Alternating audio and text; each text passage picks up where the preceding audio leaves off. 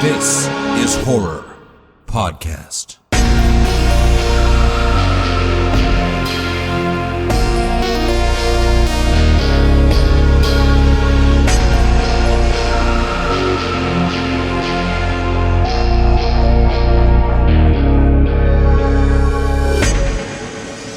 Welcome to This is Horror, a podcast for readers, writers, and creators.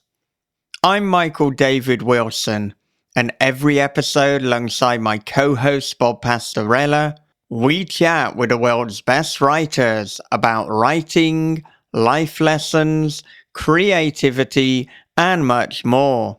Today, I am chatting to Clay McLeod Chapman for the second part of our conversation. He is the author of a number of books, including Ghost Eaters, Whisper Down the Lane, and Wake Up and Open Your Eyes. And it should be said that Clay is also the author of the novella Kill Your Darling. We talk about it a little bit in this conversation, but what is very timely is that Kill Your Darling has been nominated for a This is Horror Award. So do have a look at the novella category, as well as the novel, short story collection, fiction podcast, and non-fiction podcast, and email in your votes to awards@thisishorror.co.uk. You have until the 1st of May, so do get your vote in. Now, before the conversation with Clay, a quick advert break. A brutal attack during a peaceful drive through the Irish countryside sets the stage for a grotesque tale of body horror, medical abuse, and occult conspiracy theory. Puppet's Banquet by Valkyrie LaCrue. Clay McLeod Chapman calls it a blissful injury upon the reader's psyche. Fans of Silent Hill, Hellraiser, and Cronenberg's The Brood will be consumed by its exquisite nightmares. Puppet's Banquet, out May 14th. Visit tenebraspress.com for more information. It was as if the video had unzipped my skin, slunk inside my tapered flesh, and become one with me. From the creator of This is Horror comes a new nightmare for the digital age, The Girl in the Video by Michael David Wilson. After a teacher receives a weirdly arousing video, his life descends into paranoia and obsession. More videos follow, each containing information no stranger could possibly know. But who's sending them, and what do they want? The answers may destroy everything and everyone he loves. The Girl in the Video is The Ring meets Fatal Attraction for the iPhone generation. Available now in paperback, ebook, and audio. Okay, with that said, here it is. It is Clay McLeod Chapman on This is Horror. So in terms of Wake Up and Open Your Eyes, we've given some people some ideas as to the thematic concerns, but what we haven't done and what might be helpful now is if you could give the people who haven't read it the elevator pitch. What is Wake Up and Open Your Eyes about? I mean, it's funny. I kind of take a global view on the pitch, and I usually say, imagine, if you will, that half of the country is possessed by demons. And which half just totally depends on where you get your news from. You know, is it 24-hour news networks? Is it social media? Is it even YouTube? Is it Baby Shark? But yeah, it's the kind of insidious insinuation of the demonic by way of our screens and our information. That's my very broad pitch on it all. Yeah, and it's interesting too, because you were saying before how perhaps at face value it seems like it's a critique on right-wing politics, but actually, yeah, there is the view that, you know, it's critiquing left-wing politics if you're to look at the kind of evils of social media. So that's one view. The other is the kind of evils of facts news, as they are called in the stories. So can't be sued for that one. So it's kind of. Would it be apolitical, or do we have to say it's uber political because there's politics in every fucking dimension? I mean, it's been really interesting to hear kind of people, like the feedback that I've gotten from readers for the book. And, you know, I don't think of the book as being a real astute kind of like criticism on politics or culture at large. But I do think of it, for me, as this kind of existential wail for 400 pages of just how terrifying it is, you know, to be a part of a culture that has schismed in terms of its realities, that like you can live next door to someone but exist in two separate realities based on where you get your information from. And you know, I have had, you know, the whole kind of impetus behind writing the book was because I have family who have, over the course of, say, like the last 10 years, kind of shifted in their ideologies by way of where they get their news from. And, you know, it's been really kind of, it's just really terrifying to like watch, to kind of bear witness to someone who kind of started on this end of the spectrum, or, you know, maybe didn't even start there, but like existed to whatever extent, you know, on one side, and then just gradually kind of like shift over to the other. And I don't know, like that kind of loss of identity that goes along with it, to the point of like it feeling like radicalization. And, you know, I saw that happen with my family. I've seen that. I've, you know, heard that repeated by other people and their family members. But that common refrain of like, you know, I didn't recognize my uncle, my grandfather, my mother, my son. Like, it was like they were possessed. And I just thought like, oh, wow, that's such an interesting thought. You know, we're using it as a metaphor, but like, has anyone just done that literally? Has anyone done the kind of literal minded version of that? Which is such an obvious, like, as far as concepts go, it is so like paper thin. But I think that's the vehicle. Like, these concepts, like, they just don't have to be heady or weighed down by the tonnage of intellect. Like, it could just be like, yeah, half the country is just possessed by demons. Like, that's all it is. And you know, the mileage that comes out of that is massive, because we're just at a place where, like, you know, truth doesn't matter anymore, facts don't matter anymore, details don't matter anymore. Like, it's all kind of like blended into this kind of like morass of belief systems. And, you know, it's, yeah, I mean, I'm kind of getting bored of myself saying it, because I just feel like this is not new. Like, we as a culture, we as a country here in the States have just been constantly kind of yelling at each other. And, you know, that kind of level of despair has only kind of like intensified, and just the kind of like so the right, like, kind of taking the right to task was my way in to this story. But I just wanted to like speak of like how wellness culture, you know, radicalizes its viewers, how Twitter radicalizes people, how, you know, social media, how Baby Shark, how, like, you know, kids videos, you know, are in effect kind of radicalizing children. And it, you know, these are all things that have been here for years. And I just wanted to yoke them all together, because we're hitting this zenith point where like all of this kind of like gradual decaying way of our own kind of morality or our ethics or, our social contracts. It's all coming to a head. It's already come to a head. And now we're kind of in this post, aftermath of it. And I think we're going to just keep seeing the kind of the aftershocks of it.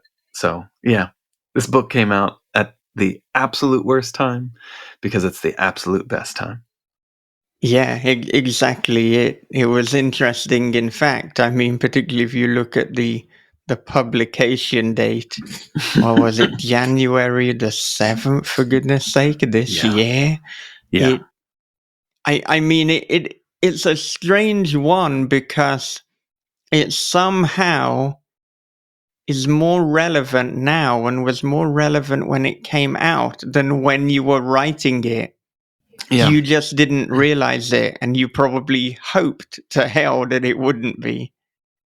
Yeah, I mean, I've said it before, but it's like I started writing it in 2023, and I was responding to Donald Trump's first time in office, and specifically with January 6th. Like January 6th was really the kind of the riots at the Capitol,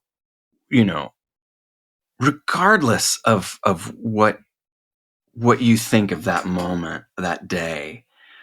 Like I watched footage of it, like just the kind of static, no edit, just like nothing but just kind of raw footage.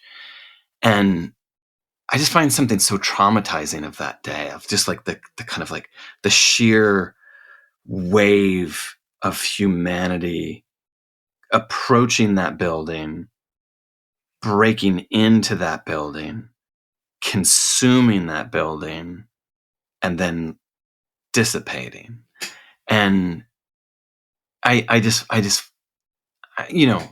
I don't want to speak hyperbole, but I do think that like, there's just something really just kind of mortifying about, like, I do feel like that was really, like, I remember like just being so kind of affected by it that, I didn't see, it's been hard for me to kind of see beyond January 6th in a lot of ways. Like I've like that day in particular, just for some reason, for me particularly, specifically, like I just found it very kind of like damaging. And I wasn't there. Like I was just, I mean, it was just like, I wasn't a bystander. I wasn't like, I just watched it from home, and I don't know. I've never been a part of a civil war. I've never been a part of like a culture clash. But like seeing that, and just the kind of like the amount of determination to just plow through any barrier, to push through any barricade, and like it, it just seemed, I mean, we've seen so many zombie movies. We've seen so many kind of fictional horror movie narratives that like have that image of like, I mean, World War Z, where it's like, just like mounds of bodies just like consuming buildings, and you can watch it and you can say to yourself like, oh wow, that's really scary. But like seeing January 6th, it's almost like it's like reversing the cart and the horse, or, like, it's no longer the metaphor of, the monster. It's the kind of the thing that was underneath the metaphor, without the zombie, without the kind of veneer of a Halloween mask. It was just people, and they were attacking this building, and like that. I don't know. I should shut up now because I've just been mouthing off. But like, yeah, that's where it started. And I was like, okay, I'm going to write this book. And then I thought that by November 4th, 5th, 6th, we would be in a different world, where there would have been a different outcome. And I the book had originally been scheduled to come out in October of 2024, and due to circumstances, the book had to be pushed back to January 7th. They were actually going to put it out on January 1st for a moment there, and through a lot of kind of discussion, I wanted it to go back to October, but they said they would be willing to push it back to January 7th, which in retrospect, thinking specifically about January 6th, it was an ideal, cheeky time to release the book. But after Election Day, I thought that the world at large would not want to be reading these narratives, like reading a book like this, like that we would be in a country, in a world where we would have our first female president, and books or culture or art or anything that kind of like focused on this kind of chapter in our lives, people wouldn't want to engage with it because we're looking through the front, like through the windshield. We're not looking in the rear view mirror. Like we don't want to look behind anymore. We want to look ahead. And I was really bummed because I thought this book was just going to disappear because nobody would want to read it. And then the election happened, and the outcome was different than the one that I had kind of expected and hoped for. And all of a sudden I was just like, oh no, no, this book is coming out now in this world. And what's that going to be like? And like, I have just been clenching and chewing my nails ever since. I want to say that I think that, because I've seen a lot of the raw footage myself, and I don't want to harp on this, but I don't think people realize how close we were to literally losing it. Mm-hmm. We were, if the end result of that attack would have culminated in the goal, which seemed to go around a gallows. At that point right there, if I would have witnessed that on TV, I said, we're fucking done. Yeah. And that did not happen is a testament to good people trying to do the right things. Yeah. I mean, for me, it was just you have two opposing forces. You have a body of people, just multitudes of people pushing against these barriers, pushing against these doors and these windows. And then on the other side, you have a much smaller number of people who are doing everything in their power to just hold those barriers up.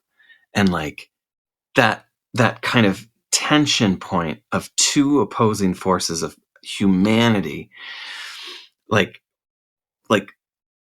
basically just clashing with one another, and then one side just pulling back because there's just too much. There's just too many. And for the fact that once they're inside the building, it kind of fizzles at a certain point. It just kind of dissipates into random body chaos and anarchy. It just doesn't there's no kind of end result. That's just it's just them, being vulgar. It's like there was no organization. Once they hit that goal, it was kind of like, well, we're here. Yeah. Just got the beer. Yeah. Yeah. And it's like, but I mean, at the same time, I shudder to think about what would have, if there would have been there he or she is. Yeah. Get them. Yeah. That to me, that would have been the scariest shit. Yeah. Poof. Yeah. I mean, you acknowledge that the sentiment is there, the need, the desire for it is there. What wasn't there was the structure, the kind of okay, we're here and now let's do this. There wasn't forward. There was no organization. Yeah. Yeah. And I don't know. I mean, like now we're just kind of spitballing here, but like if that were ever to happen again, I feel as if people might be a little bit more prepared. So I don't know. Right. I don't But know. I also think the opposition would be just as prepared. I applaud your optimism. Is that optimism? I don't know. I don't think it would be a good outcome for anybody. But I don't think it's gonna be. I don't think it's gonna be good.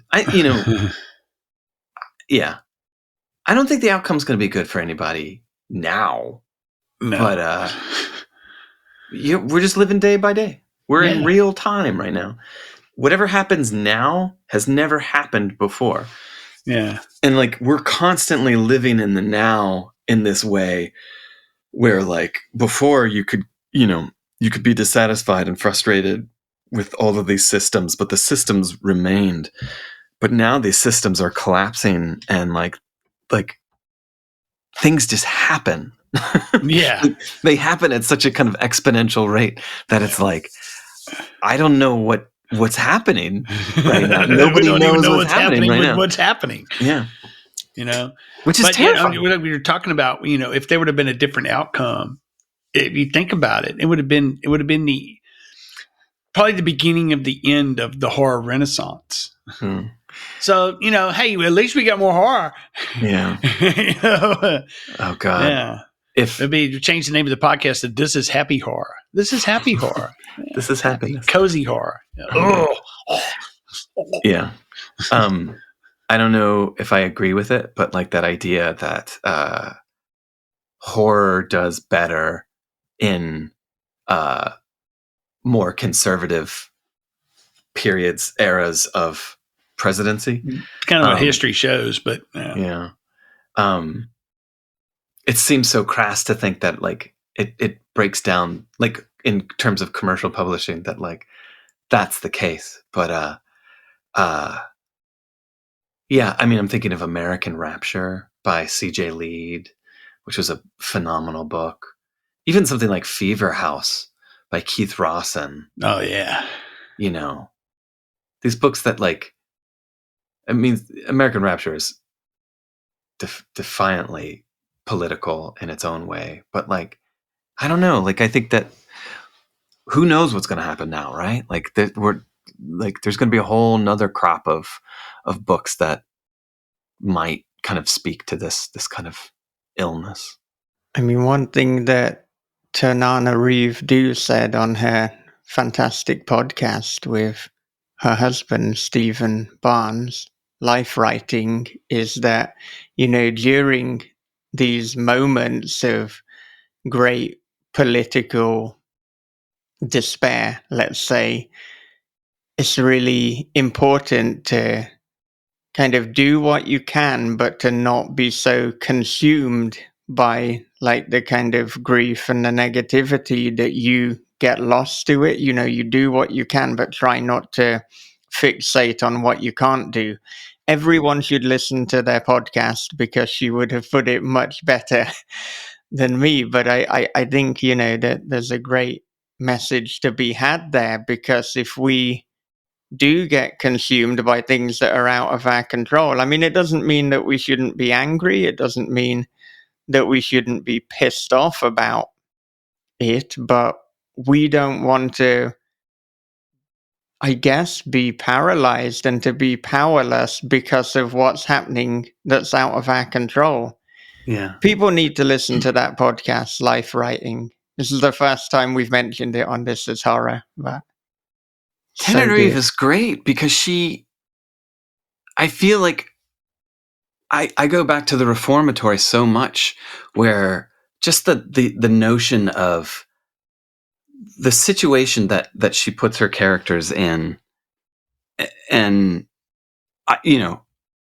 if I were to either be in that book or if I were to try to write that book, I would have no hope. I would not be able to find the hope, either as someone within the story or someone crafting the story. But Tennant Reeve does both, where even in the face of a hopeless situation, her characters find hope, or always striving towards hope.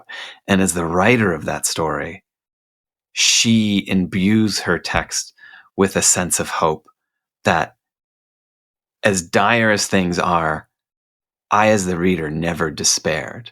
Like, I felt like I was in like adept hands, like a master craftsman's hands, where I was terrified and like I feared for these characters' lives, but like I never gave up hope on them.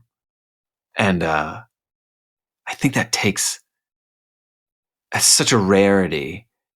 And when you see it done, it's kind of revelatory. It's pretty mind blowing. I mean, The Reformatory is not just one of the best books that was released the year it was released, which I think was 2023. It was either 2023 or 2022. But I think it's one of the best books of the last 20 or 30 years. Yeah. And I mean one of the best books, not one of the best horror books. Of course it is, because it's in that subset, but it is just one of the best books of the last few decades, I think. And I hope, and it deserves to go down as a classic, Yeah. to be remembered for years, to be remembered indefinitely. And it should be, because there are a lot of lessons to be learned. Yeah. Yeah. It truly does. She wrote it it took 7 years for her to write it. And I you know, those were 7 years well spent. Cause, if that's what comes out the other end, then hot damn, there's a lesson there to learn.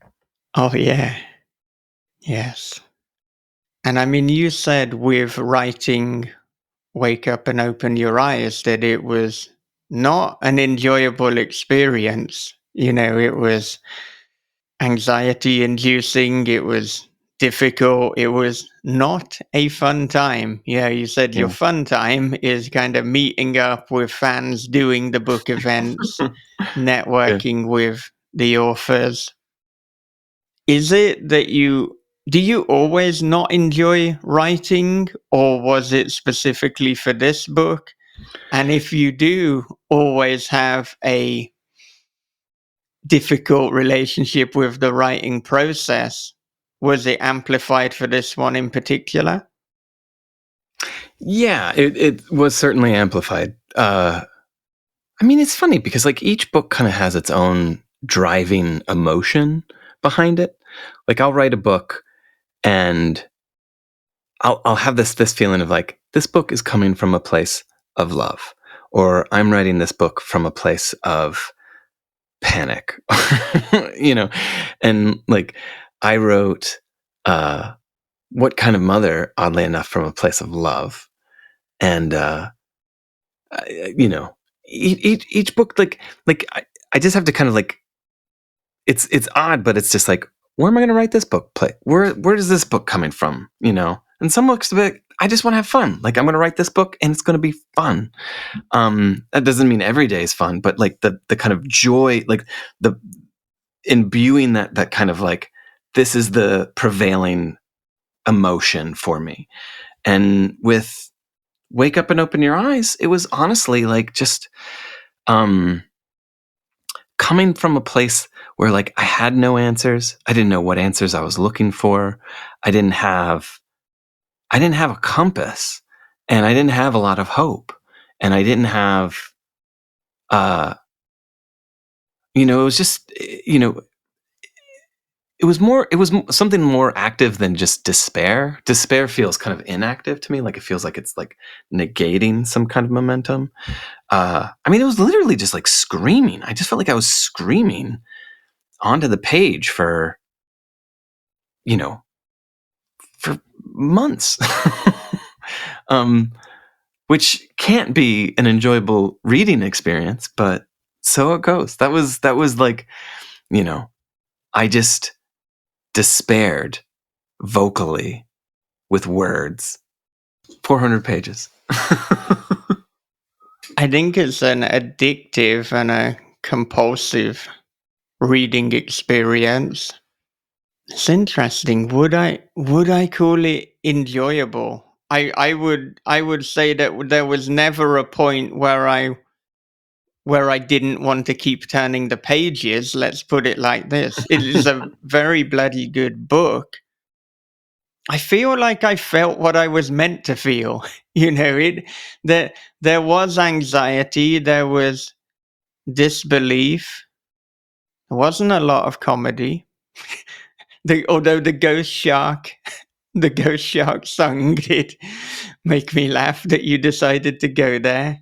Yeah. The comedy that was there was, the kind of bleakest or the comedy of despair, of aghastness, which I don't think is a word, but I think people understand what I'm going for. The book is a ride. It is a roller coaster. As well as there being something of They Live, there was almost something of Magnolia, specifically the Tom Cruise incel. Nobody has called out Magnolia. That's amazing. I love that. God, I love that.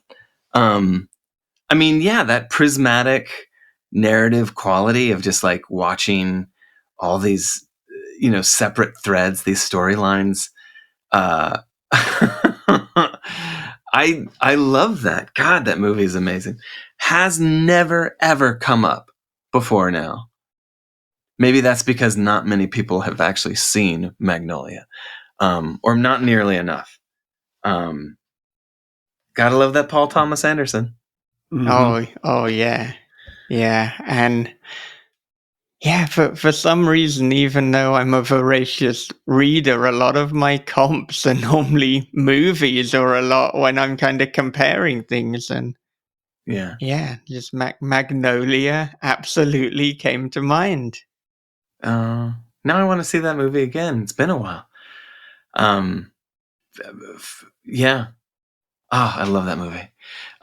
This is the alt-right MAGA horror zombie demonic possession epidemic pandemic rendition of Magnolia. It's Magnolia. Magnolia. Yeah. The thing, the probably the first comp that came to mind for me was Evil Dead, and not Sam Raimi's. Oh, really? Evil Dead, but Alvarez's Evil Dead. Wow. Yeah. So not Ash versus Evil Dead. Yeah. They're a little bit more serious. Yeah. And it's because and something about, I guess, the whole repeating that his dad just continuously repeating, and then the concept of what he does to stop him, and it's like, yeah, that's so Evil Dead. Yeah. And it's crazy because, like we were talking earlier, the whole premise is very, if you try to dissect the premise of it, it's flimsy. It's like, but so is the Evil Dead. As soon as you start to dissect the Evil Dead, it falls apart. It's like none of the shit should work, but it does beautifully. I mean, I absolutely bow down to the altar of Raimi, and Evil Dead 2 is a pivotal text as far as I'm concerned. Mm-hmm. And I absolutely just like ripped off Evil Dead 2. For me, what I find so funny about the Evil Dead series, like the original 3 and then the 2 remakes, I was so against the remakes. I was just resistant to them from the moment I heard that they were doing it. And I watched the first remake, the Alvarez one, and I was like, okay, it was interesting enough, and it was doing, it was a remake, and it was kind of like paying homage to the forebears, but like doing its own thing enough to feel like, okay, this is the kind of like maximalist version of something that was already a maximalist version. Like, like how do you top something that is so over the top to begin with? And I'm glad they didn't go cheeky like in the, part 2, but they kept it to the just the original Evil Dead. But then when I saw Evil Dead Rise, which had to have come out in 2023. It was either 2022 or 2023. But like seeing Evil Dead Rise, I was like, oh, I can do this. Like I can write Wake Up and Open Your Eyes, because what I feel like gets lost in the conversation about any of the Evil Dead movies is just how nihilistic they are. Like they could be humorous as all hell, but there is just never any hope. Like if you are in this movie, you are going, unless you're Ash, you are going to succumb to demonic possession. Like it's just inevitable. In the worst way possible. There's no hope. There's no hope in those movies. Right. And even at their cheekiest, like you're just done. And that is the one thing I think the sequels, the reboots and the remakes do better, where it's just like, these are the most nihilistic horror movies because you're just fucked. You're just screwed. You're fucked even if you're the final girl. Yeah. You walk away from that, you're fucked for life. You're fucked up so bad. Yeah. No hope in those movies. No hope. But it's so fun. Yes. That's probably why they're so fun, is because there's no hope. You don't have any boundaries. Yeah. And to me, that's like, and that's one of the things I like about the Evil Dead, because the lore, there's not much lore. They have wiki pages. I know, I've seen them, but there's not much lore. And if you pull one piece out of it, it's like that little puzzle game that it just falls out. It doesn't work. Yeah. But it's the energy that none of this should works. Yeah. It's that energy that makes it work. It's crazy. It's just fucking crazy. Love it. But yeah, I totally ripped them off. Like that was like, Evil Dead 2 in particular. I was just like, oh, let's just go to town. Like, I had that constantly in mind writing this book. Like, what would Raimi do? That was kind of the motif. It was like, that was the kind of like question I would ask. What would, your mom's possessed. What would Raimi do? Your dad's possessed. What would Raimi do? There's a blender in the house. What would Raimi do? Yeah. The whole, yeah. And you're right. Also, Drag Me to Hell. Yeah.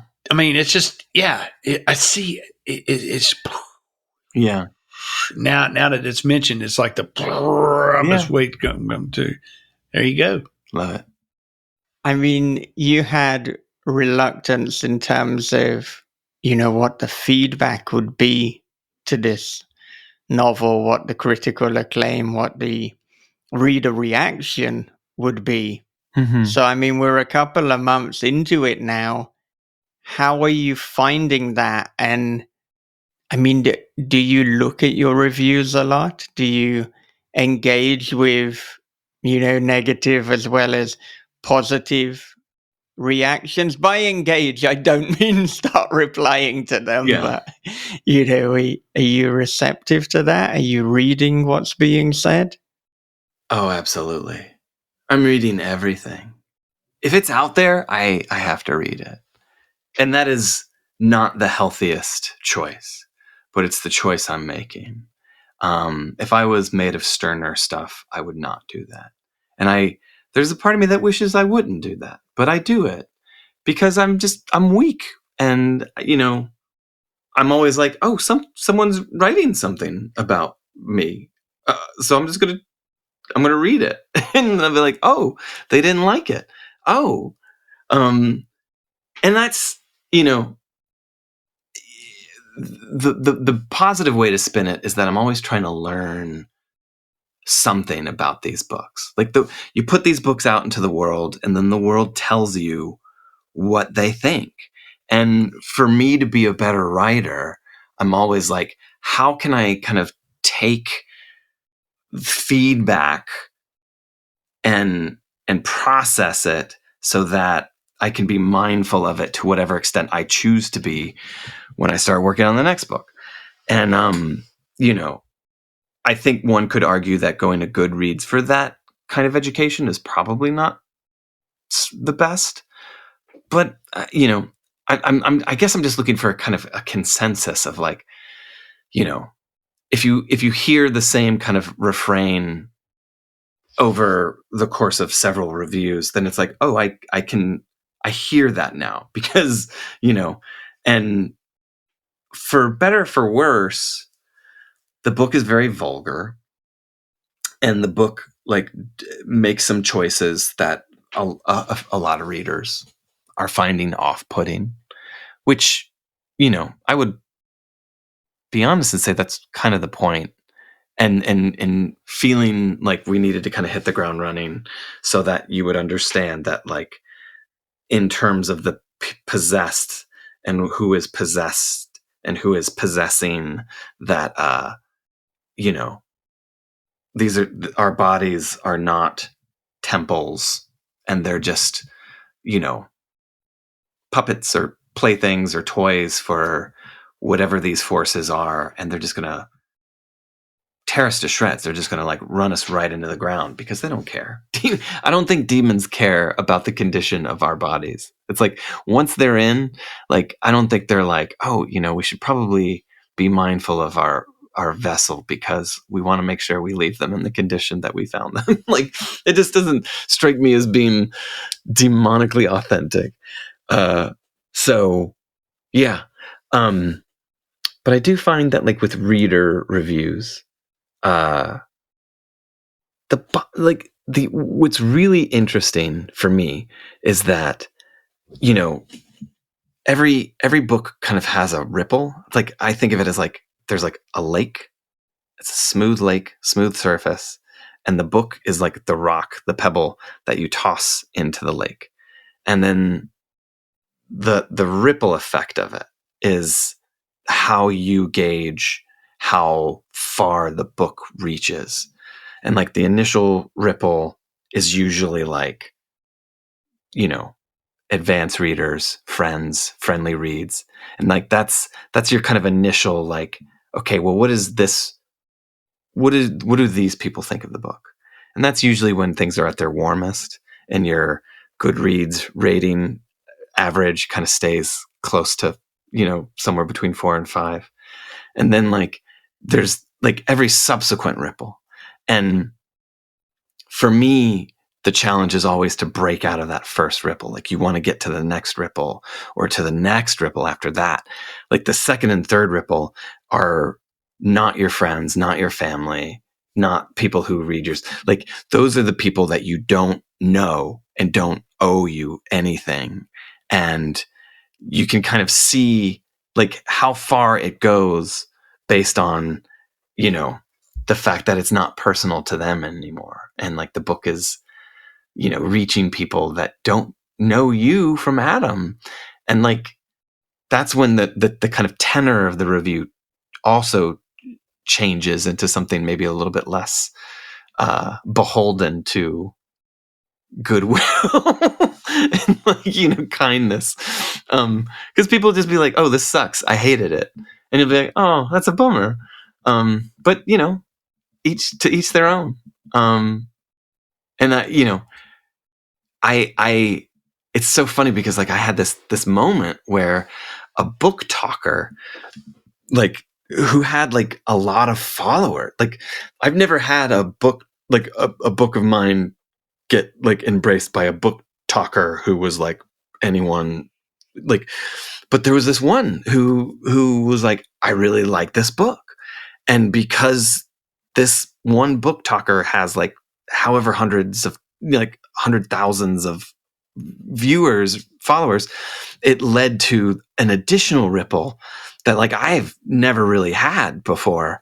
And those people do not care one iota about, like me, the book, like it, like it's just like it is a dimension of feedback that like solely exists because of some like a tastemaker or a gatekeeper saying, I like this, I think you should read it. So it's like gone, like it's orbiting far beyond me.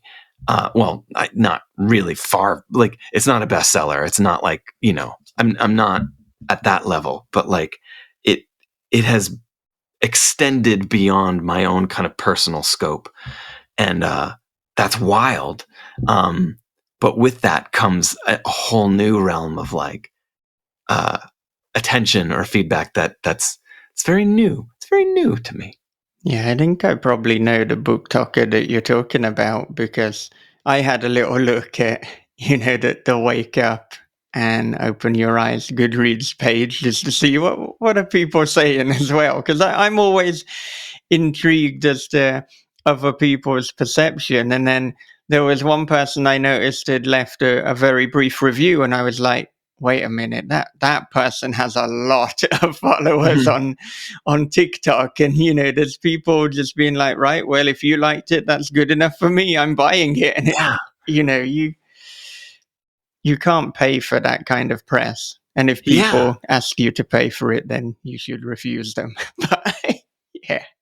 But isn't it wild that like, there are, this is such a stoner epiphany, but like people have amassed a following of hundreds of thousands of hundred thousands of, of people who are like, I trust your opinion on books. And it's because you make compelling videos or you have great pictures. And it's like, they've created this identity, this personality, this brand. And like they are a guided, like a trusted source of like information. And like that is, that blows my mind.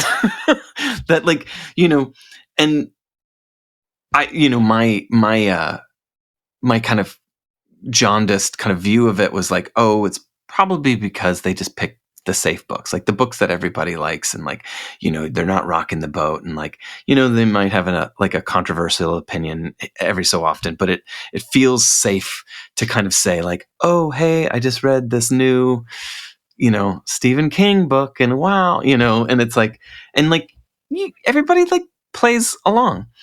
But like for this one particular book talker to have said such positive things about Wake Up and Open Your Eyes, I feel like that was a risk. Like to whatever extent, like this feels like whatever the stakes are, like it's not a book that, it's a very polarizing book, and like the people who like it, but the people who don't do not. And for someone else to be like, I really like this book, I think you should read it.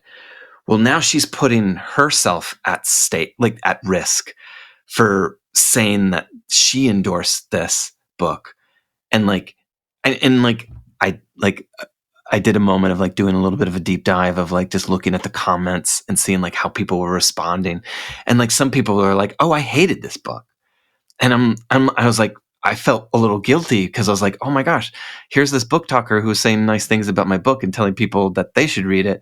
But now her followers are debating her or getting, or disagreeing with her or getting mad at her for saying like, you should read this book when they didn't like it. And it's just like, it just makes you realize the kind of like the complexities of social media book reviews, which is insane. Yeah. And I wanted to ask too, what does it look like in terms of your writing versus your promotion, and how much are you actively doing to promote things? You, of course, go on the book tours, but do you leave a lot of the promotion, the marketing, and the advertising to your publisher? Do you do things kind of going out of your way to come up with some mad idea, or do you take their guidance? And then what does a day look like in terms of like how you're splitting your attention between the writing and the promotion? Because I find it really interesting when I ask this question of authors, just how wildly it varies. You know, there's one author, well, Jason Pargin, because he's been very vocal about it. He probably spends about 80% of his time now doing things in the realms of promotion and 20% to writing. Whereas you've got someone like David Moody, who it's much more weighted towards the writing. And it's something I've been experimenting with myself. And, you know, I don't necessarily know what the balance is. What I do know is that I feel a lot more joy when I'm writing and a lot less joy when I'm just kind of like promoting. Yeah. Being on a podcast or a YouTube channel, I very much enjoy that. But if I'm kind of sending out emails, trying to get somebody to buy it, will you give me a review? Will this happen? Could this happen? I think it's because it's so unknown. You know, Yeah. you could send out 100 emails and you might only get a few replies. So sometimes it just feels like you're just eating something that isn't particularly nutritious or healthy. You're atrophying. And, you know, I want to have a steak dinner with some nice fresh vegetables, which is the equivalent, you know, or if you're vegan, you know, you substitute whatever a kind of nice tofu steak is. I don't know. I'm not vegan. But you know, writing is good for my soul and it brings me joy. Yeah. But as well as joy, it's nice to have money and it's nice to have people knowing about the book. So what is this balance looking like for you? I mean, the cornerstone to the day has to be the writing. So like I'm waking up early and spending the first half of the day, like up till like, you know, before the sun rises to like lunchtime is like just, that's the unfettered writing time. Because that tends to be when the phone isn't going off as much as later on in the day. And then like around 11 o'clock to lunchtime, like that's when kind of like the more kind of promotional stuff starts. And like, you know, I'm compartmentalized where it's like, I know I can get most of my writing done at this chunk of the day when nobody else needs me. And then when other people wake up and are kind of going about their day, that's when I can start kind of like doing the song and dance of look at me, look at me. PR, like, you know, I feel like I'm trying to figure it out and learn just as much as anybody else, because I don't necessarily believe anybody truly knows how it works, other than when it does, we can all point to it and be like, well, that seemed to have worked for that author. I do know that it costs money. Like, you know, my publisher has been willing to take me out on the road and like, you know, get me a hotel room here and pay for my gas to go there. And, you know, but like for Wake Up, it was a much more kind of truncated experience. Where with What Kind of Mother, they were like, go, go, go. Like they wanted to really take me out there on the road. And I think it probably was met with like mixed results. Like, you know, like I don't know what the metric is in terms of like, we send you out here and therefore we need to get this return. Like, you know, I don't know what metric kind of like strikes a balance between like, we spend X amount of taking you out and we need Y amount to make sense of it all. But I do know that for me personally, the more honest and the more kind of like personable I can be with my own kind of promotion, it seems to resonate more than an ad campaign or something that feels kind of like packaged. If I just make a stupid video, where I'm just like, this is who I am, and this is, and there are people who are much more savvy about it and have made like cottage industries on videos and TikToks, but for me, it's just like, I'm just gonna like, if I can just do this and speak from the heart, it doesn't always land, but it feels like that's more sincere, and therefore people appreciate it more. I don't know. And that to me is the only thing I can be responsible for. Like, I can't, like, you can throw that rock in the water and like maybe it'll ripple 2 or 3 times, but that might be it. And I don't know. Like, you always just want these books to kind of find their readers. It doesn't have to be for everybody, but it just has to be for the people who want it, like it. And you just have to find them. And that's hard. It's so hard.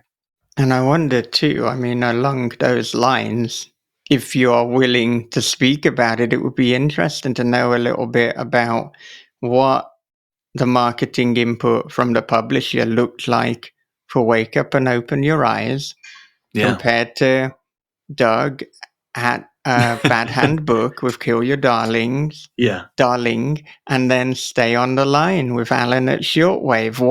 What was the comparative experience, or what were the kind of things that they were doing as opposed to what you were doing to try and make each of these books as much of a success as possible? I mean, it's tough because, like, I mean, okay, Shortwave and Alan and Stay on the Line. Like, Shortwave is just really Alan. I know he's brought on other people to kind of help, but like, that is as close to a one-man band. I mean, so same with Bad Hand. Like, when you recognize and realize that like these companies are usually 1 or 2, if at most 3 people who just believe so much in the stories that they're publishing and getting out there, like, there's no money in it. Like, PR for Shortwave and Bad Hand is just Alan and just Doug just post like please, there is no PR budget. And I feel like what someone like Doug is building off of is kind of name recognition, or I feel crass saying it, but kind of a brand recognition, where like, if you have a Bad Hand book coming out, you're essentially kind of guaranteed a certain caliber of story from a certain particular author. And, you could be inclined to pick up a Bad Hand book because it's from Bad Hand, just as much as who the author is. Or you'd be at least willing to take a shot. You'd be like, oh, I like Bad Hand. Like, I read Speck of Dark. Like let's check this out. So, but like, it is just morning, noon, and night, Doug or Alan posting or trying to get people to pay attention to it. But like, what's phenomenal is like, Stay on the Line got reviewed by the New York Times, and we didn't ask for that. It never entered into my mind that Gabino Iglesias would put Stay on the Line in his review roundup for the New York Times book review section. Like, that just, I mean, and this is not a knock to Alan or Shortwave, but they are so small and so independent that like, you just never, like, that just doesn't happen. And I actually don't know how it happened, other than Gabino asked for a copy and read it and reviewed it. And like, that's just like, what? Like, it was, so,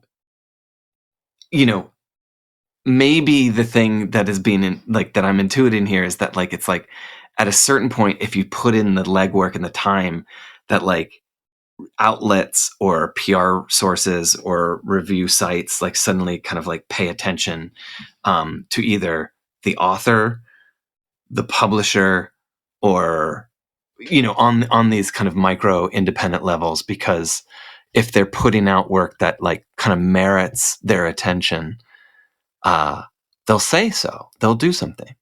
Where with Quirk and Wake Up and Open Your Eyes, they're kind of a mid-level, mid-tier, independent, medium-sized publishing company with major, big five distribution.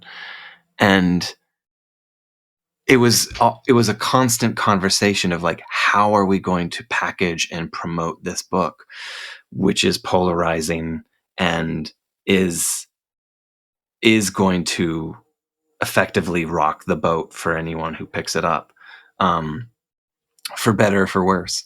So the conversations of they you get a marketing plan when you're working with someone like a publisher like Quirk, and they're going to tell you we're going to hit these people up, we're going to go to these, we're going to do some sort of book campaigns, and there's a plan, there's a plan in place, and that requires money, which folks like Bad Hand and Shortwave just don't have. And even at Quirk, it's not big five money as much as it is just we have these limited resources, and we're going to target who we think we can kind of best utilize these funds for.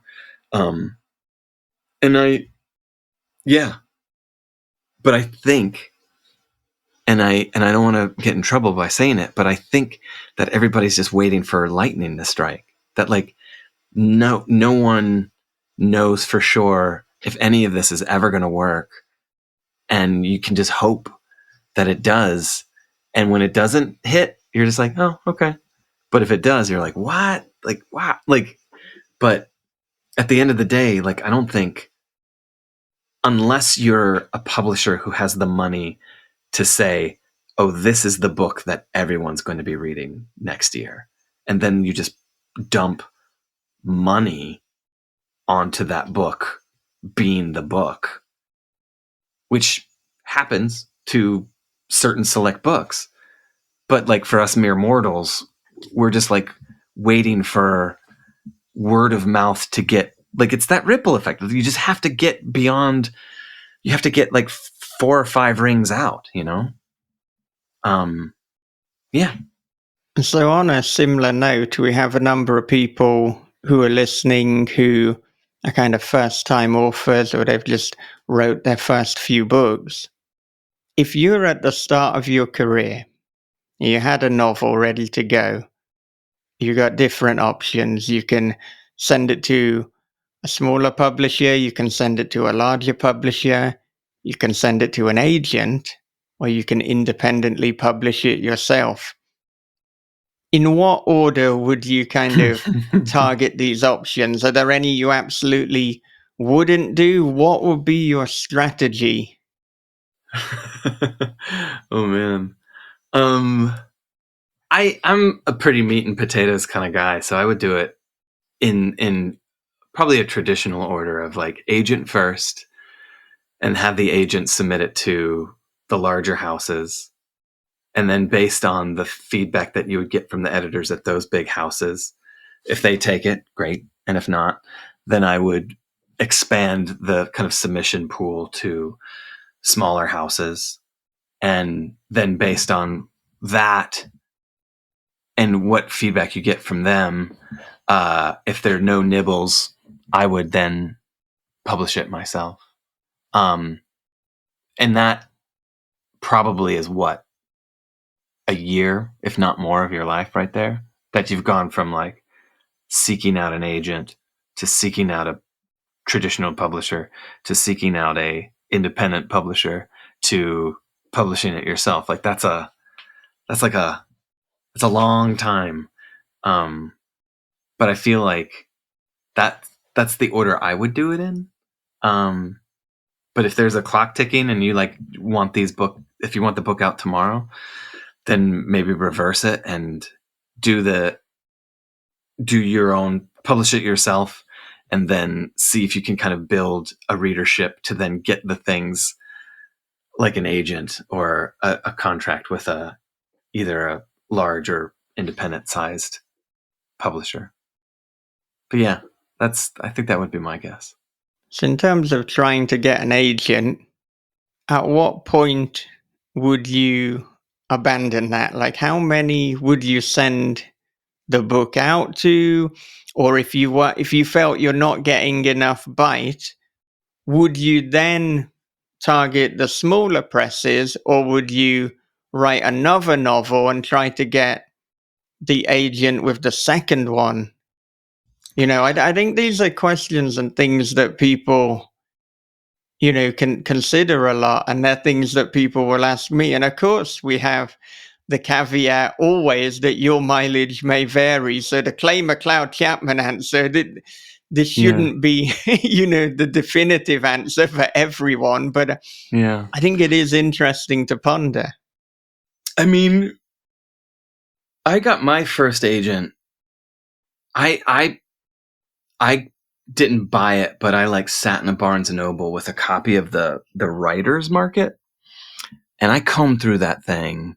I spent a whole afternoon just sitting on the floor with a notepad, just copying out all the addresses of agents who I thought might be interested in what I had to offer. And I think I got I sent out a story with a letter to 30 different agents. And 28 of them wrote back and said no. And one of them wrote back and said maybe. And one of them wrote back and said, yeah. And, or I want to read more. And, she said, I want to read 5 stories. And then she read those 5 stories, and she was like, I want to read all of them.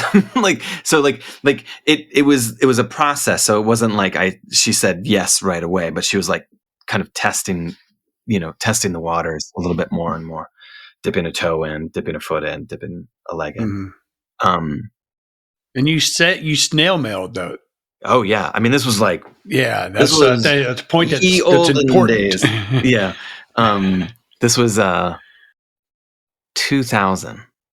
So, I mean, I was a kid, and I didn't know any better, honestly. Like I was so naive and so young and kind of wet behind the ears that, like, had I known how much of an uphill battle it would have been, but it was funny. Like, I was just so naive that it worked. Like I kind of stumbled into my Cinderella story where, I got my agent because it's so funny, because she was this agent. She still is this agent. She's not my agent anymore, but at the time, I don't know why I didn't realize this, but she had not represented any fiction authors for over 13 years.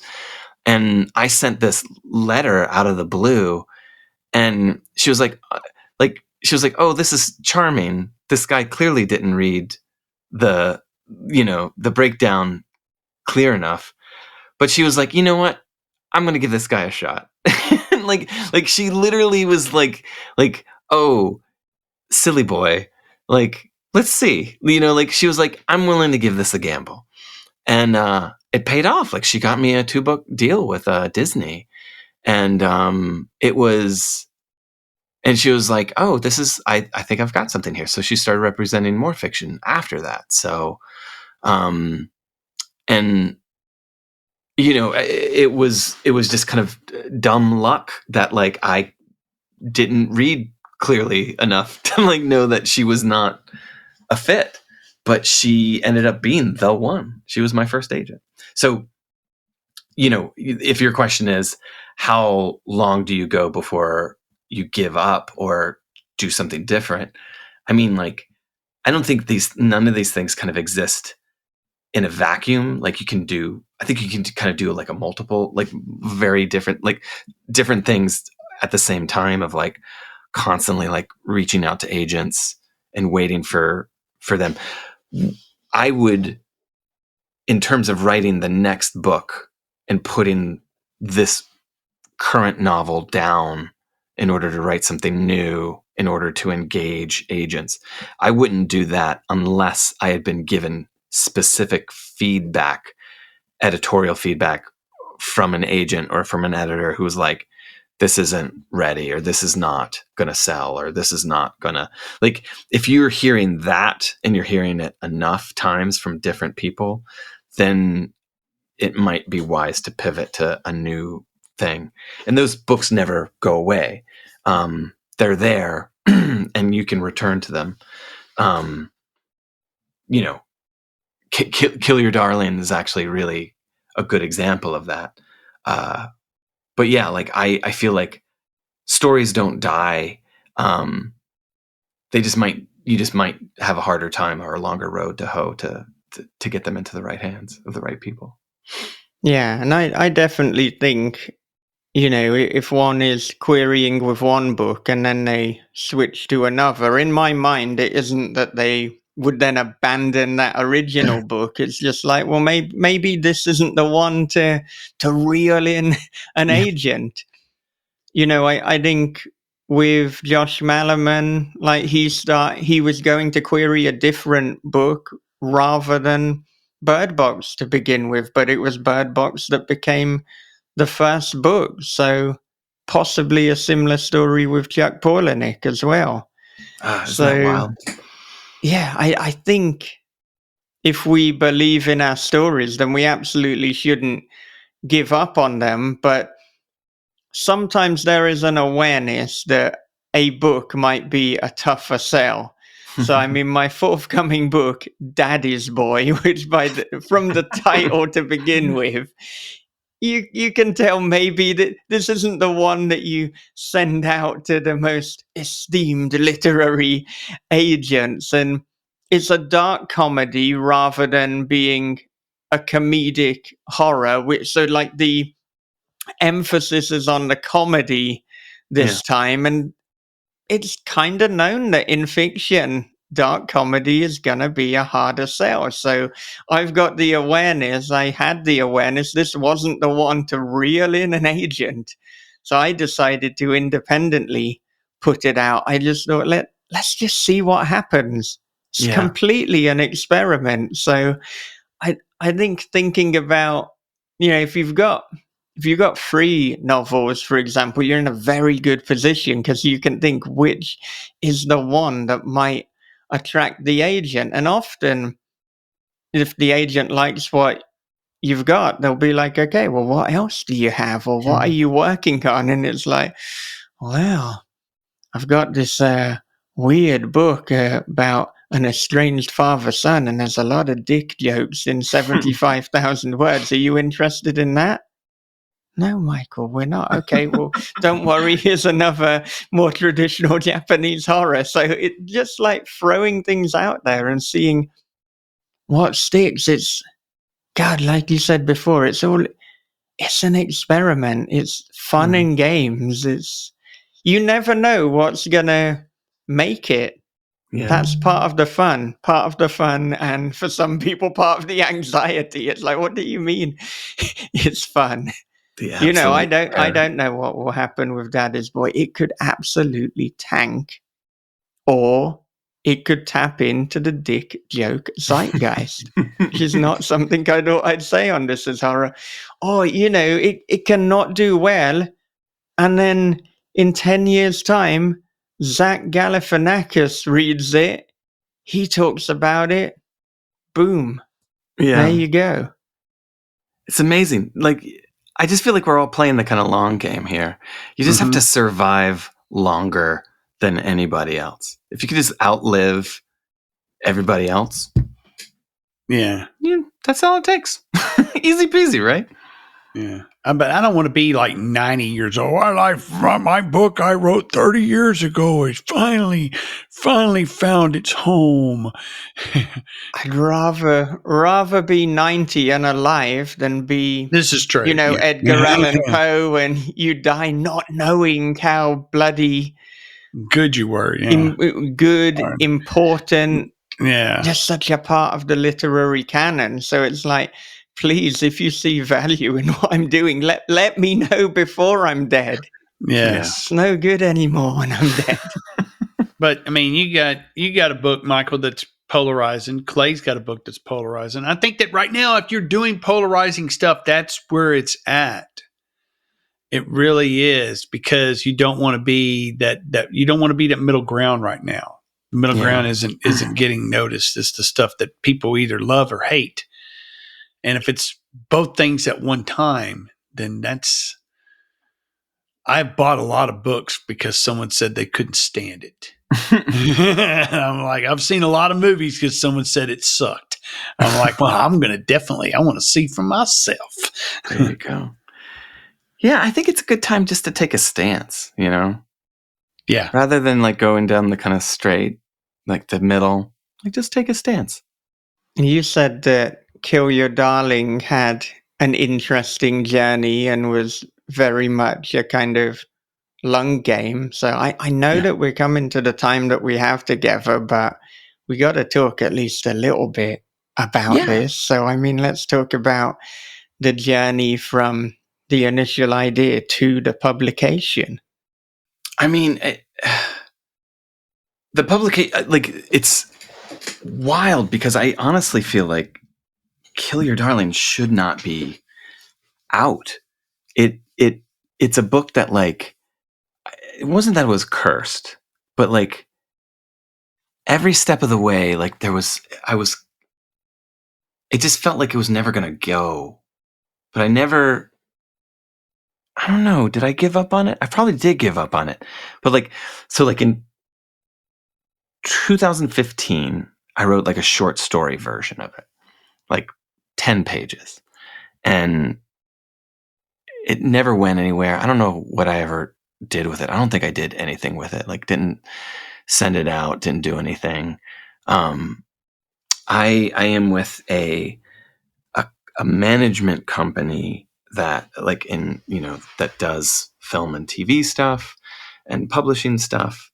And they're always looking for projects for either clients of their own or for, like, and at that point, Liam Neeson was really big with his Taken movies and like all the films that were basically like old actor who has reached the kind of, not the end of their career, but like, it's the kind of autumn of their stardom. And it's like, how do you take a celebrity, like an action star, or not even an action star, just like an older actor, and give them something new to do? Like, how do you where are our Liam Neeson action movies? And my manager at the time was like, you should write something for Liam Neeson. and it was kind of like, okay. And like, they were also kind of like, because Johnny Depp was getting a little old at that point. And they're like, maybe if it's not Liam Neeson, it's someone like Johnny Depp or Bruce Willis. And, you're just hearing all these names and it's just so abstract. And they're just like, this is not real. None of this is real. This seems so silly. But I found this newspaper article in the Times, and it was this father whose son had been brutally murdered, and it had been decades, it had been years since his passing, and there had not been, like, still no culprit had been brought, like, there was no justice. And it was basically just a profile on this, like, this man who kind of like refused to give up and kind of let go of his son. And it was really heartbreaking. And that just so happened to kind of dovetail into me teaching a creative writing workshop for adults. And there was this one guy in my workshop who was basically, he was old, 80s ish, older than me. I was probably in my early 30s, maybe late 20s. And this guy was a lot older than me by like decades, 50 years easy. And here I am, his workshop instructor, and I'm like trying to like, he came in with a story which was clearly not fiction. It was clearly him speaking just about his life. And this is a fiction writing workshop, and we're trying to like talk about dramatic structure and like, character work and narrative voice. And anytime anyone came at him with feedback, he'd be like, nope, that's not how it happened. And, he would just kind of shoot down any constructive criticism because he'd be like, nope, that's not the way it happened. So can't change it. And I was just like, I admired this man for the tenacity of like, he had a story to tell. It was his story. And he came to this workshop in order to tell it. And, it was hard. It was virtually impossible to work with him, but I really like respected him. And there was just something so kind of compelling about someone like just wanting to tell the story. Like one story. It's not that he was going to be a writer, a bestseller. This was the story that he wanted to tell. And it was his story. So like these two things, the confluence of like meeting this old man and reading this newspaper article, and it just like merged into one idea. And, that was the kind of beginning of writing Kill Your Darling, which started as this short story. And then, nothing happened with it. And then fast forward to, I started working at Quirk. Quirk Books was publishing, like I had a 2-book contract with them. And the first book was called The Remaking. And the second book was going to be like, I pitched this idea. I was like, here's this idea, Kill Your Darling. And they were like, oh, that sounds really cool. Like, and they gave me the kind of blessing to go with it, but like they wanted to read a treatment, like an outline of the thing before like giving me the full steam ahead. But I actually wrote the draft, like the first draft of it, which was like only 40-ish thousand words. And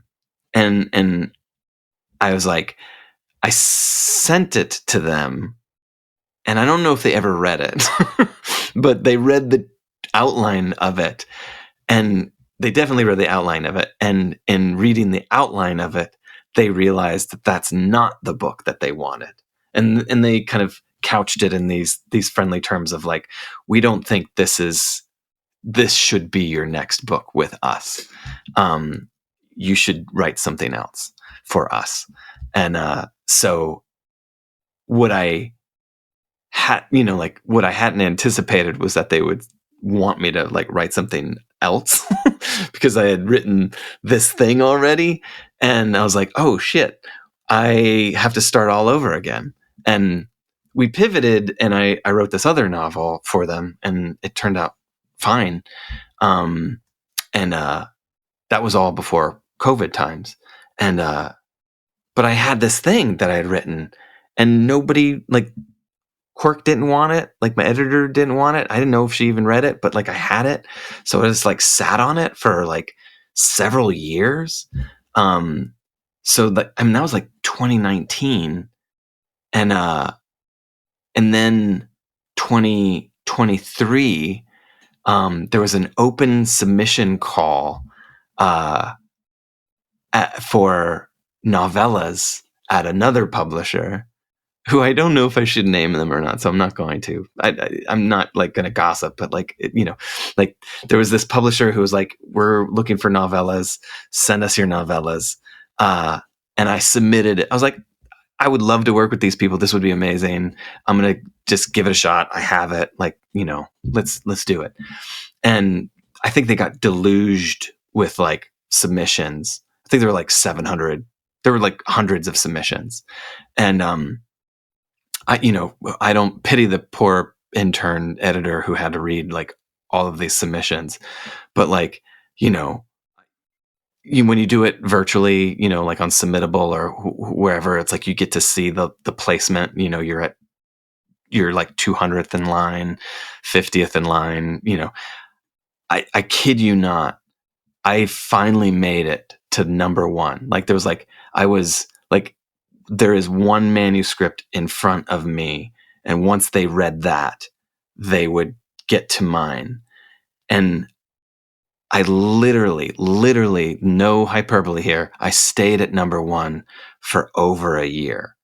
And it was just one of these things where I was like, I would forget that it was there. And then like all of a sudden I'd be like, oh my God, like this thing is like, it's like purportedly at this place. Like I got to go check.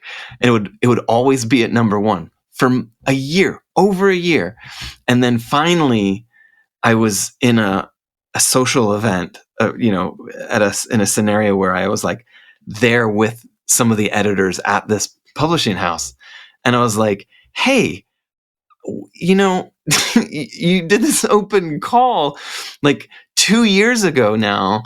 And like, you know, I think I've been number one for a while. And they were like, and they were very kind of like, they're very pleasant about it, but they're like, oh yeah, we stopped doing that a while ago. And like, they're like, you know, the person who was in charge of it, like I think they left or something happened. And like, they just hadn't been reading them. And I was like, oh, and so they were like, oh, we'll read it. And then finally, like, however much long, like maybe it was like a month later, they were like, yeah, we're not going to do it. And it was like all of that. And like, that was 2023. And then like by 2024, Doug at Bad Hand is like, we should do something together. And Doug, God bless him, because like Doug, when he gets something in his mind, he's always really nice about it, but he's always like, you know, you want to do something? You want to do something? You want to do something? And I had gotten a story in one of their anthologies. So we had kind of a shorthand conversation. Like we were talking amongst ourselves, and he was like, you should do it. We should do something. And I mean, at that point, like I had like, you know, nobody wanted this damn thing. And I just had no faith in it. And I was like, we'll figure something. I was basically like, yeah, we'll figure something out. And he's like, well, do you have anything for me to read now? And I was like, I mean, I was like, yeah, I have this thing. I'll send it to you as like a sample. I don't know why I was thinking in terms of like a writing sample, but genuinely for me, the idea was he would read this, he would get an idea for my vibe, and then he'd be like, and then we could kind of talk about what we wanted to work on together. And quite literally, he read it, and then the next day, he reached out and was like, I want to publish this. And like for something like that I wrote the story version of it in 2015, to then get it into Doug's hands, to then say he wants to publish it and then publish it in 2024. That's like almost 10 years of like just one book, kind of like one idea, one story, just flipping and flopping and floundering until it got in the right hands, which just happened to be the Bad Hand. The Bad Hand became the Good Hand. And how's that for a hook? I mean, to me, this seems like the perfect book for Bad Hand books, because on one level, it's this kind of goodness, this murder investigation almost, this grief horror, this traumatic experience. And then on another level, there's almost the critique of the creative writing critique. It's such a thing that Bad Hand Books would do, or Chuck Palahniuk would do. Is, you know, the different layers. So it goes to show that sometimes you write something there doesn't seem to be a publisher or audience yet, but it's because, well, the publisher that it's right for, that the universe has destined it for, they don't even exist yet. Yeah. Mhm. Yeah. Yeah. I mean, God bless Doug. He gets an idea in his head and he just won't say no. Like he won't. And I genuinely owe it all to him. Like, because I feel like Bad Hand does do that weird blend of like genres. Like, is it crime? Is it horror? Like, I think the Laird Baron of it all is like a perfect kind of example of like how you can have this kind of hybrid idea of genre. And it doesn't fit as cleanly into any one area. And I don't know. I really appreciate that. Like at this point, I can't imagine Kill Your Darling being anywhere else other than Bad Hand. And he believes in the books he puts out. Like he genuinely it's just him, and he's just doing this out of the sheer love of doing it. And I know he has big ideas and hopes for the future, but like, to get there, it's on the foundation of these amazing books by these mind-blowing authors like Eric LaRocca and Laird and Cynthia Pelayo, and it's mind-blowing. It's mind-blowing. Yeah, your book definitely fits with their vibe. I felt like it's kind of coming out of left field, but it feels like it was a blend of adaptation with 8mm. Yes. And it's just, if you're on the fence, if you're listening to this and you're on the fence about reading this book, it is an experience. It is bleak. It is, but there's comfort in the bleakness, I guess. It'll fuck you up. Let's just put it like that. It's Bob Pastorella's blurb. This book will fuck you up. It will linger in your mind, and that may not be a good thing, but it's a fucking great book. I love adaptation. It is totally me copying adaptation. I like, how do you take the kind of true crime version of adaptation where like the creative process unravels or unmoors the psychology of the writer themselves, or the kind of protagonist. Yeah. Yeah. I love that. Yeah. I just wanted to write something honest too. Like this to me is, and because everybody said no about it until Doug, it allowed the book to kind of maintain a lot of its, I don't know, integrity, I guess. Like it's structural integrity. Not my integrity as much as like what you read is ultimately what it's always been. Like it didn't have a lot of revision, or this is probably the most undiluted thing I've ever created. And like just coming, like having like that ability to like, this is a story that like, this is the story I wanted to tell. It is stark. It is upsetting. It is at times brutal. It really is an unflinching examination of trauma and grief. You know, almost to the point where this sounds like a silly thing to say, but it's so authentic. It's almost difficult to believe it didn't actually happen to you, that this isn't autobiography. But I mean, thank goodness it isn't. Yeah. I mean, I have 2 sons, and every day they go out into this world there's just like this moment of just pure dread. Like whether it's, what level the dread is at kind of fluctuates day for day. And there's some days where it's really high and there's some days where it's really low. But like the world is such a scary place. And I'm very fortunate that I get to kind of like exorcise these fears in these books. And sometimes like it's very undiluted. Like, you know, Kill Your Darling is basically, you know, the worst stuff that I fear being put into one place when it comes to family. Ugh, awful, awful, awful. Well, before we go, there is one thing I've got to follow up on. And so, of course, you spoke about you had this 2-book deal. Yeah. You presented Kill Your Darling. You thought that's the second book. They came back to you. Surprise. This isn't the second book. You've got to write another one. At that point, how long did you have to produce a second book?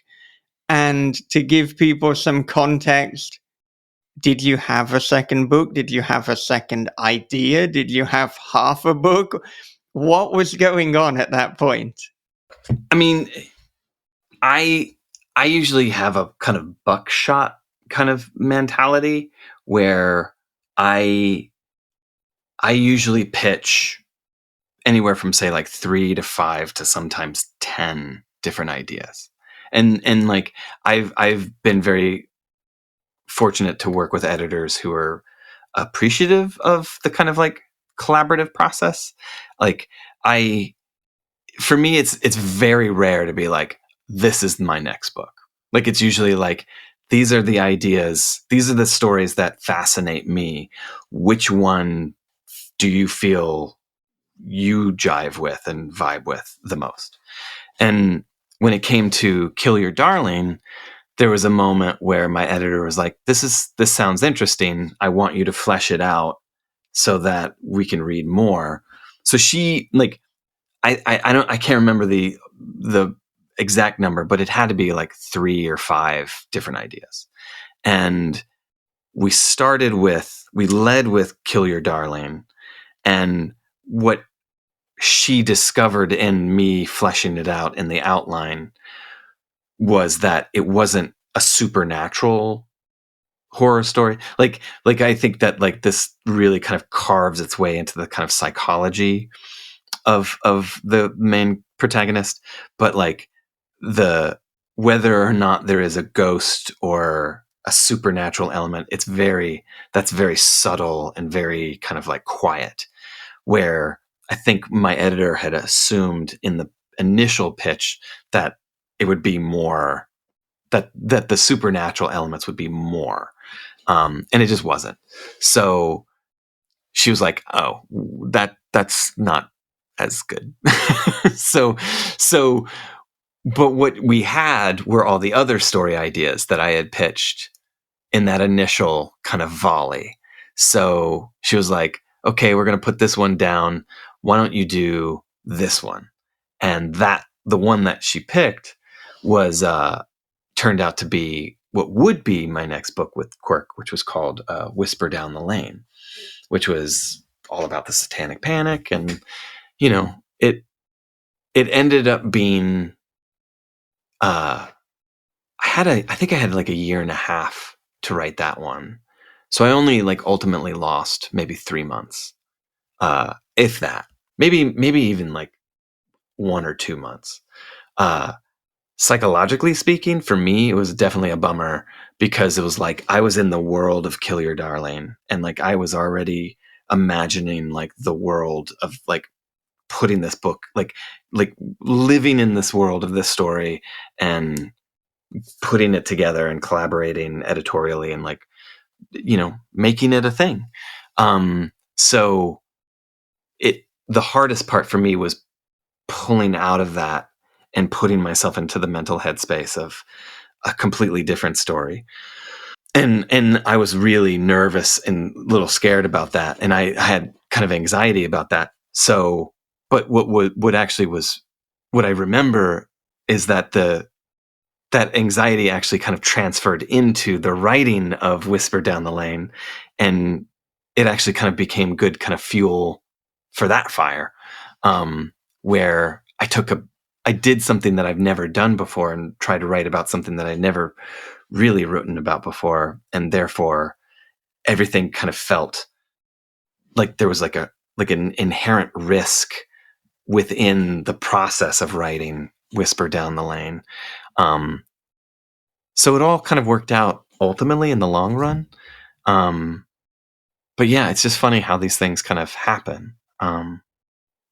Yeah.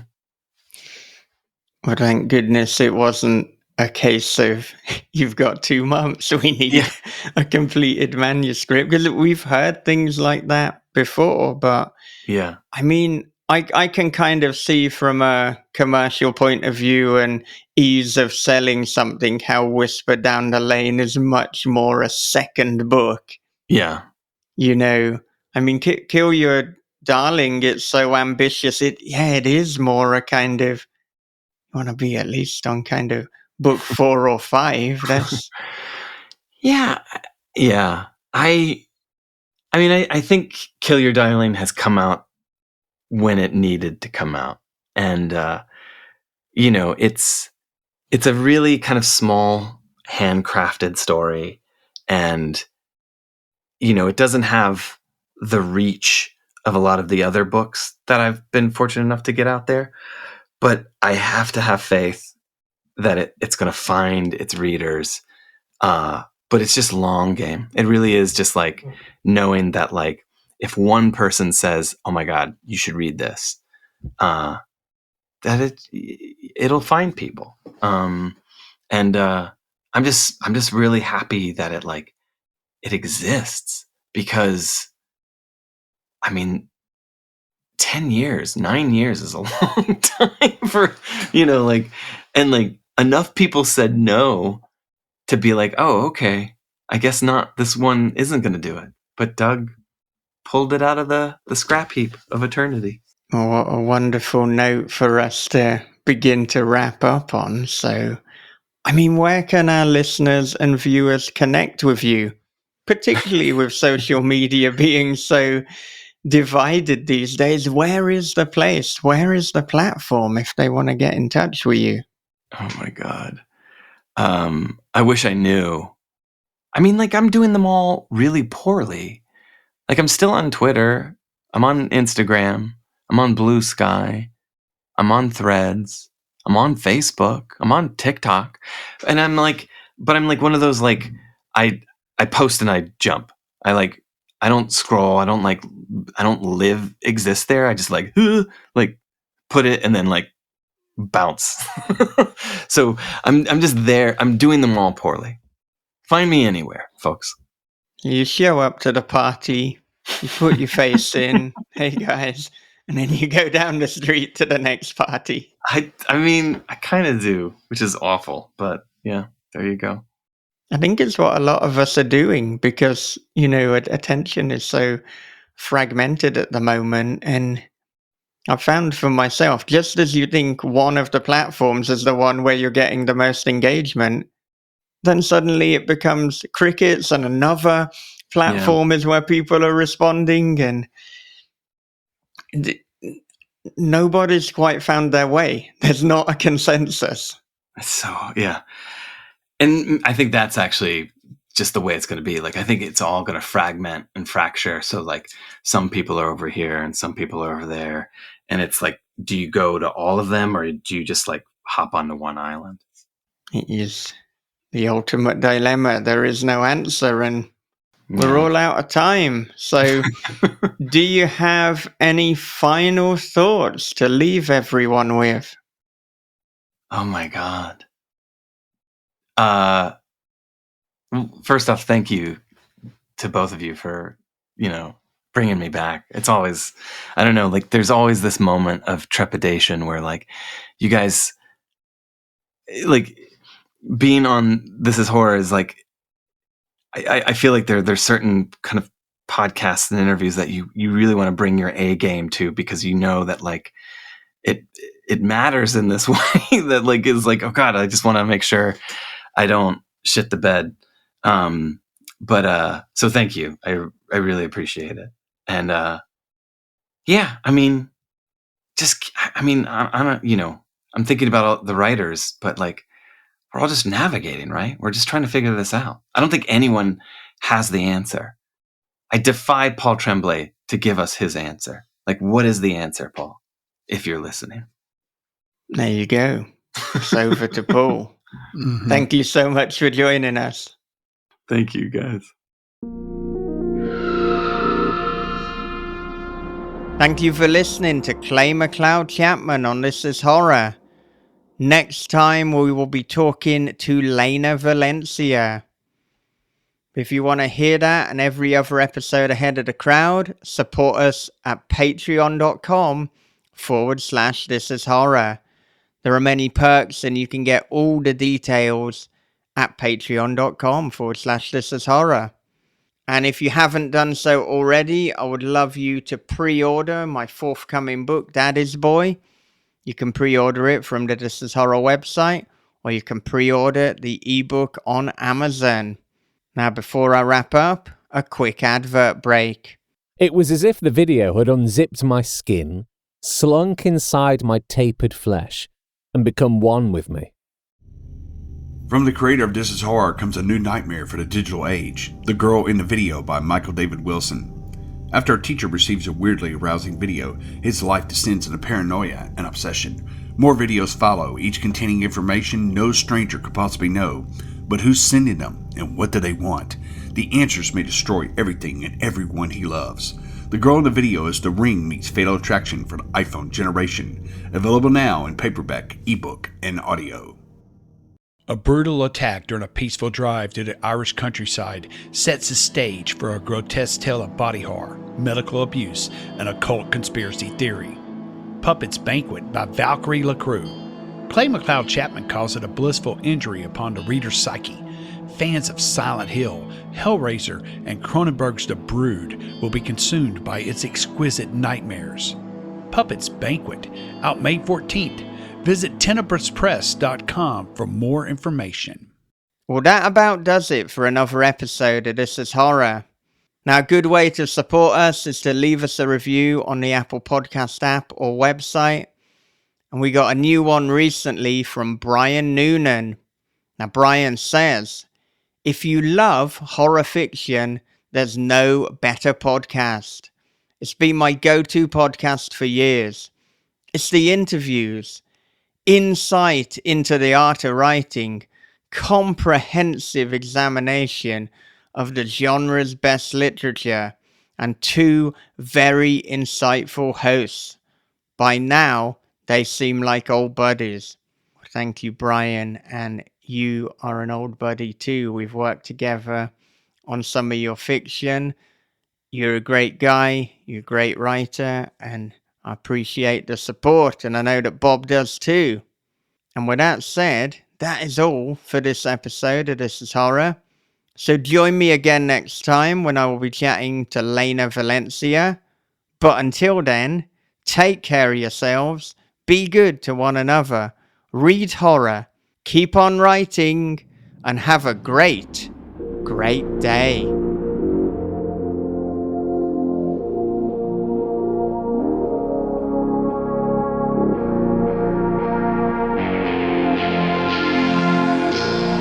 This is Horror Podcast.